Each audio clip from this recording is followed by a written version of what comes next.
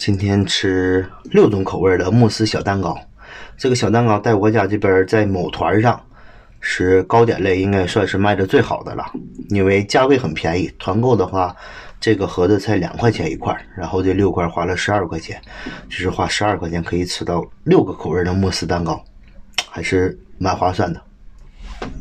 看了也好看，然后他家这个慕斯吃的也是软软的，味道特别好。